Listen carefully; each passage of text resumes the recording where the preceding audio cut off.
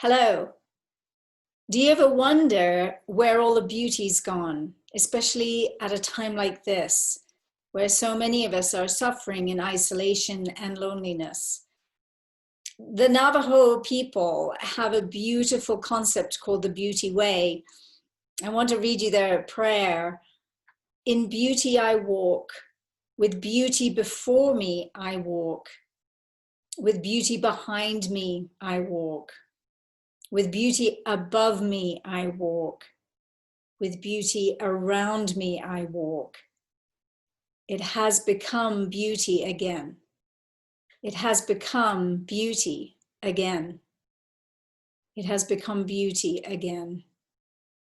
It has become beauty again. You know, I've been on a quest for beauty all my life. In fact, my first career was in ballet. And of course, many little girls want to be ballerinas when they grow up. But I actually manifested that dream. And a big part of that was the beauty of it. The beauty of the movements and the music and the costumes and the lighting. And you know, when it all came together, it was so sublime. But I can tell you, I had no idea, spending 8 years at the Royal Ballet School and then working with the Royal Ballet and Dutch National Ballet, how grueling it was, how not beautiful it was so often, how my feet were bleeding most days, how my back hurt, my legs hurt, everything hurt most days, how we were ill-treated a lot of the time.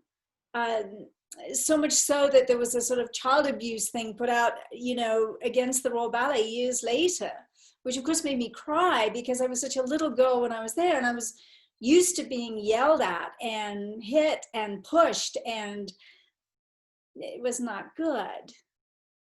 So there was so much evidence of beauty, but also a lot of ugliness, a lot of sadness, a lot of loneliness, a lot of pain.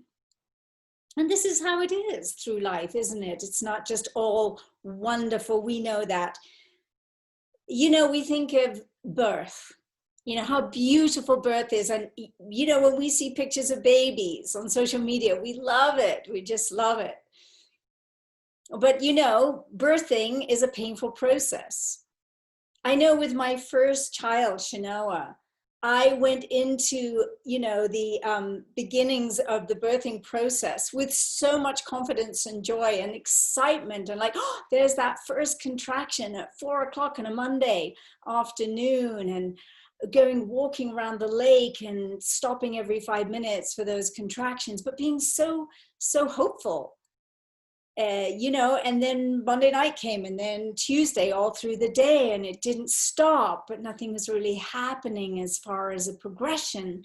And then Wednesday came, and it was the same thing over and over. And then Thursday came, and by then I was in hospital, and I was still without sleep and contractions constantly every 2 minutes, but nothing was happening in terms of the dilation.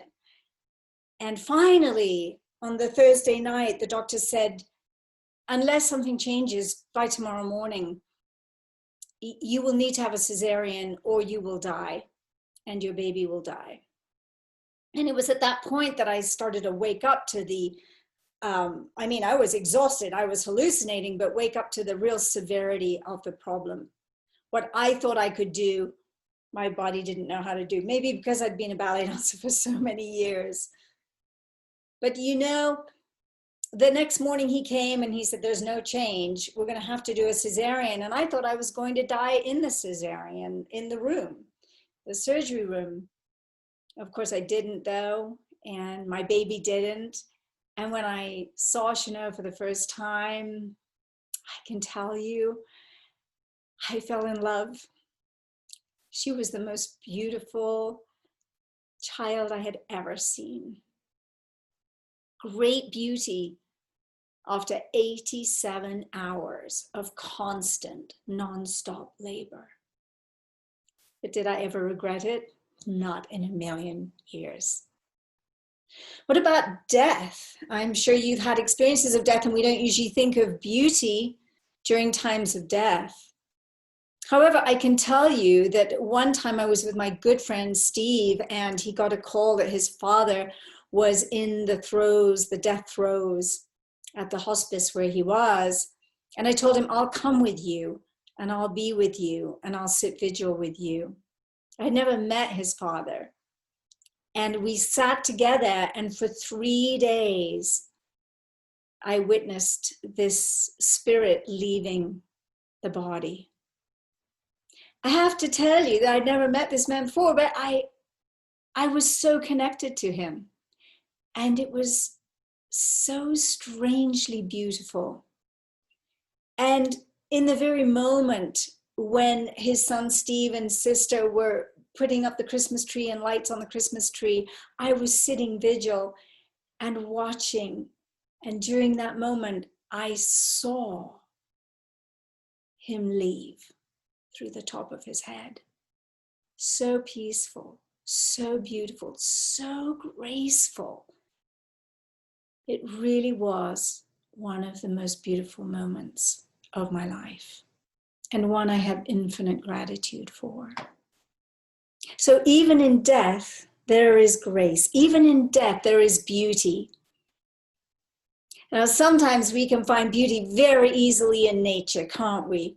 I love going up in the mountains and being where there's nobody, where it's just wild, where there's lakes and mountains and snow, or there's sun, or there's, wildflowers growing unexpectedly beneath your feet. It's just magic.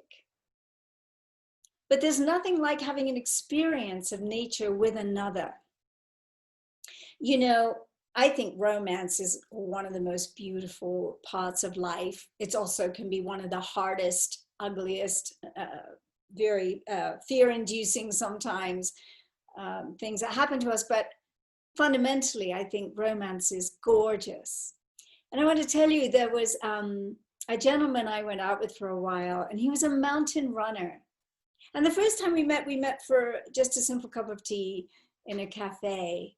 But the next time we met, which was really sort of the first real date, we went snowshoeing. Being a mountain runner and a mountain guide, he knew the Rocky Mountain Park like the back of his hand. And we went out with the snowshoes, and he said, I'm going to take you to Narnia. Well, how did he know I even loved the Lion, the Witch, and the Wardrobe series when I was a child? How did he know that I loved Narnia? Somehow he knew. And he took me to this place, and we walked and we walked, and there was nobody, and it was quiet, and the snow was pristine.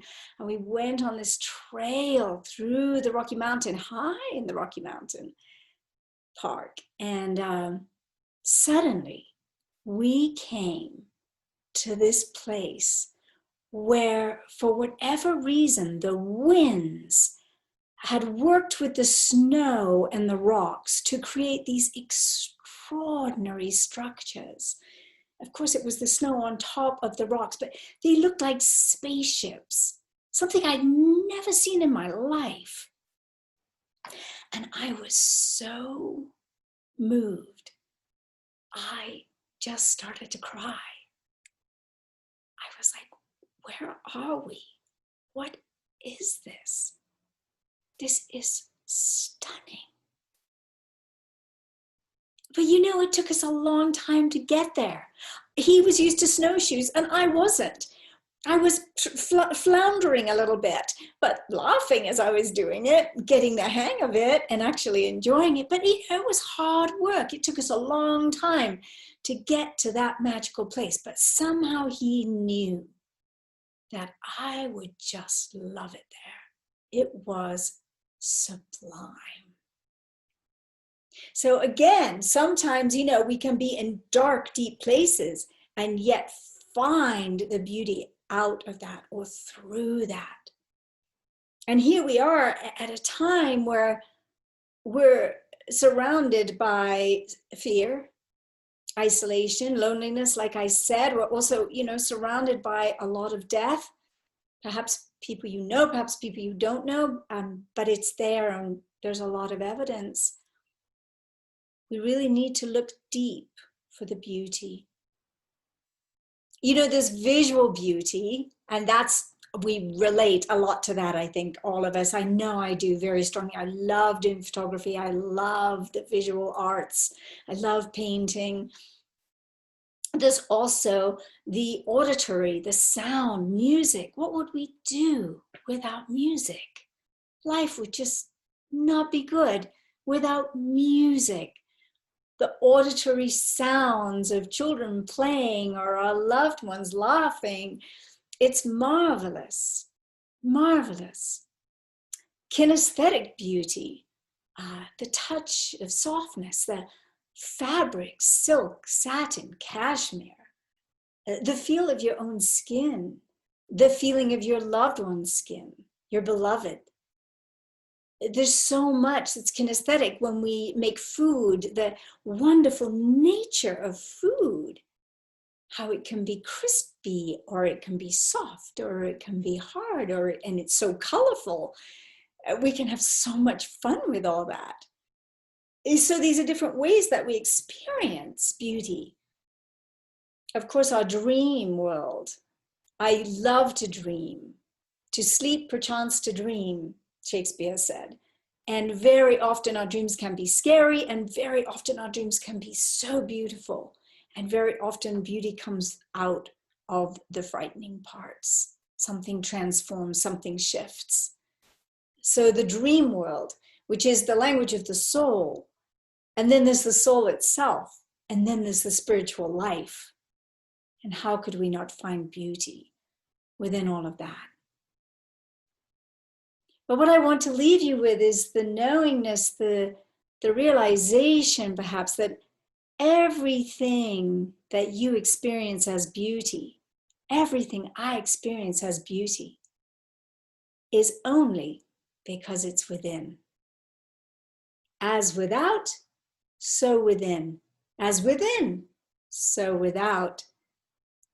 The beauty all around you, heaven on earth, is you are witness to it because you are it.